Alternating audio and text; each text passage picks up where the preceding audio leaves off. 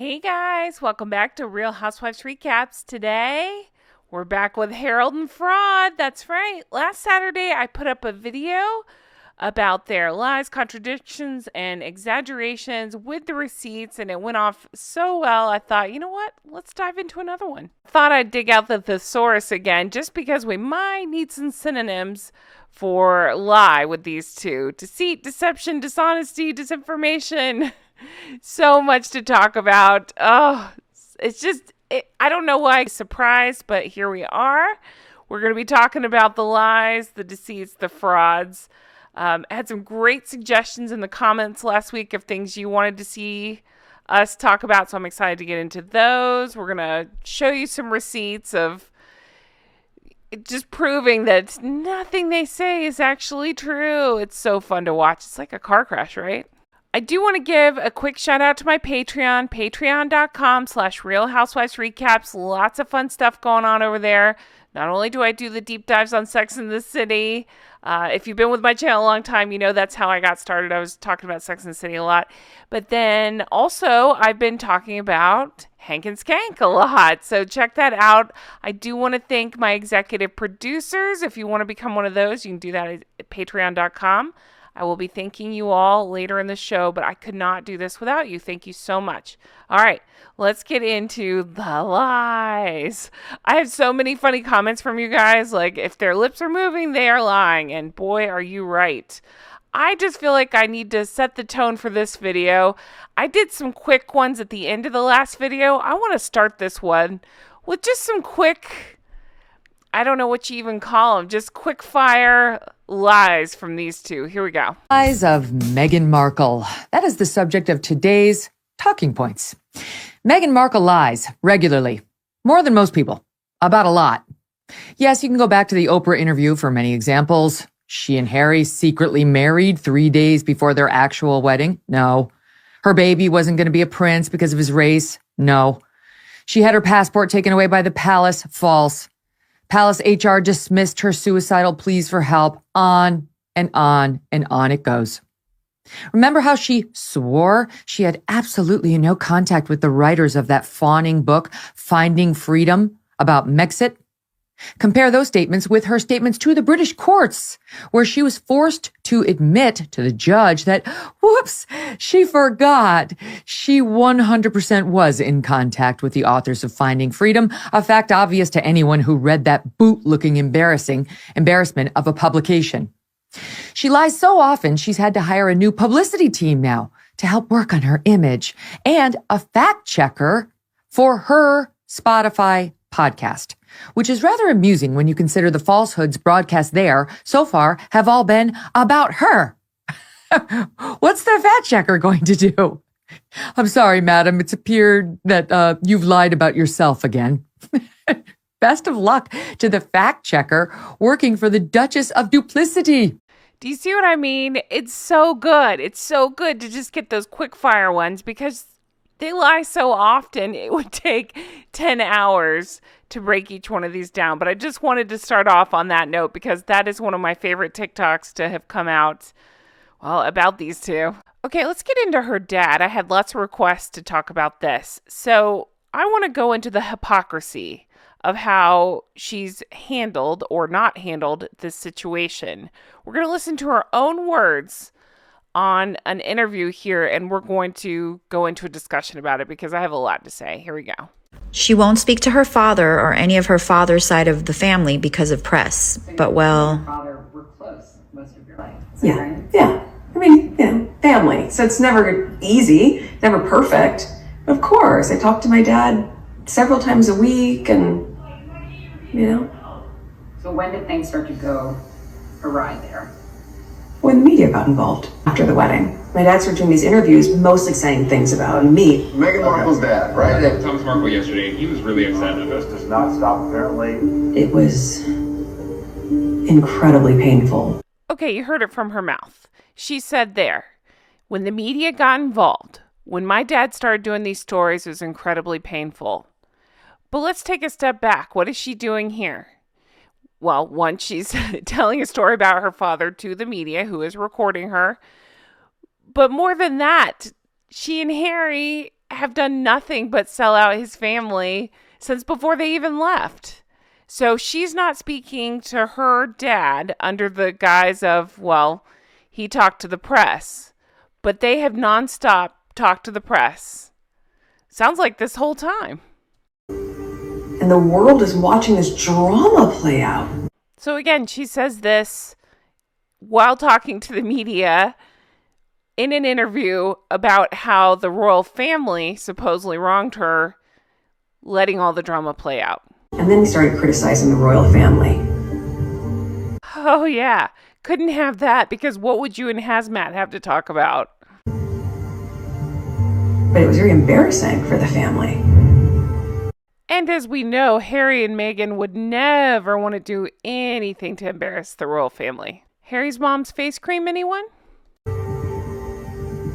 It was a problem that needed to be solved. I'm pretty sure that's the same thing that the Queen and Charles and William and Catherine would all have to say about Harold and Fraud. I'm going to stop it there, but I wanted you to see the hypocrisy in her own words, saying that her father went to the media and that is what caused the deterioration of the relationship. And yet here she is talking to the media about it and taking every ounce of dirty laundry they could possibly, including Harold and Fraud, including every ounce of dirty laundry they could possibly ever find, write it down in the book Spare, give a million interviews, and want an apology from the royal family. Do you see why none of this makes any sense? They're contradicting themselves and continuing the lies. And I am calling it a lie because it's a convenient story to paint herself as the victim here while showing that her words are not matching her actions. Continuing on the family theme, somebody in the comments had asked that I go into the Meghan's niece of it all. Remember Ashley? Ashley is estranged from her mother, Samantha Markle. And we saw from her in that horrible Netflix documentary. I'm still mad that I wasted however many hours of my life on that thing. So the claim was, according to Meghan, that she was told by Palace not to invite her niece to her wedding. And, quote, that's painful. So people goes into how in the documentary that was Meghan's thing. She said that she was advised not to invite Ashley because of the messiness with her half-sister. Well, to quote Samantha, that is another porky pie. That's another lie that's come out. And there have been royal officials that have come out and said, no, we told you to invite people. Let's take a listen. Meghan tells viewers the guidance at the time was to not have her come to our wedding. She claims it was because their communications team could not get their head around how to explain Ashley's presence without Samantha. Now, royal sources have let it be known that this is definitely not their recollection of events. They told the Mail on Sunday that it was completely in Meghan's gift as to which members of her friends and family to invite, while another told the Sunday Times that just didn't happen. The introduction of Ashley in the first three parts is one of the most peculiar aspects of it, really, because she seemed to be there to illustrate how Meghan did have good relations with at least one member of her extended family. But then it begged the question, why wasn't Ashley at the royal wedding? And so Meghan then came up with this explanation that she'd been advised strongly by the palace that she shouldn't invite Ashley. So there it is. It's so much easier for her to lie about it and claim that the palace didn't want Ashley there instead of telling the actual truth that Meghan didn't want Ashley there. I just don't know how, as a grown woman, Ashley bought this line. All I can guess is maybe she was, desperate for Meghan's affection. I'm not really sure. It doesn't really make sense to me, but further goes to show that Meghan will always choose the lie that makes her look like a victim rather than, what actually occurred. Okay, next let's go into Meghan's absurd claim that she never received any royal training. She just had to figure it out on her own and even had to Google the national anthem and that whole curtsy debacle. So I needed to learn a lot, including the national anthem. How did you learn it? Oh, I Googled it. There's no class and some person who goes sit like this, cross your legs like this, use this fork, don't do this, curtsy then, wear this kind of hat. doesn't happen. Now royal insiders have let it be known that they fiercely dispute this version of events. What the Sunday Times called a well-placed source said these claims are not true. They added, there was prep for everything, walkabouts, even though she was engaged to someone who'd done hundreds of them, clothes, everything. The level of support was intense. Ed Lane Fox, who was Harry's private secretary, made such an effort to prepare Meghan. He prepared apparently a 30-point dossier with all the various aspects that she should know about, from constitution to the royal family to fashion, clothes, what she should be expected to wear. And with each chapter, there was contact details for someone who could advise her, who she could meet to talk things through. And apparently Meghan did meet a couple of these people. She met Sir Christopher Gite, who was able to give her some advice on protocol and that type of thing. And she also met someone who was an expert in the fashion world, who was able to give her tips on what, royals wear or shouldn't wear. So it really was one of the strangest aspects of these first 3 episodes. So there you go. She's saying that nobody was there to help her. Nobody showed her what to do or told her what to do. And yet we have many accounts of people going into extreme detail of all the ways they did help her. I'm working through the book Courtiers now that goes into all the people that helped her behind the scenes and how they were making plans for everything. So she had tons of help, including Samantha Cohen, who is the Queen's personal advisor that was sent over specifically to help Harry and Meghan adjust and help Meghan adjust to life as a royal. So in the last one, I did go into the discussion of accusing the royal family of being racist, discussing Archie's skin color, that sort of thing. This one, somebody had asked me to go into her changing her experience on her own race and what she's, like I say, what she's experienced with that. Just take a listen. And so some of the slurs that I've heard, or the really offensive jokes or the names, it's just hit me in a really strong way. And then, a couple years ago, I heard someone call my mom the N-word. So I think for me, beyond being personally affected by racism, just to see the landscape of what our country is like right now, certainly the world, and to want things to be.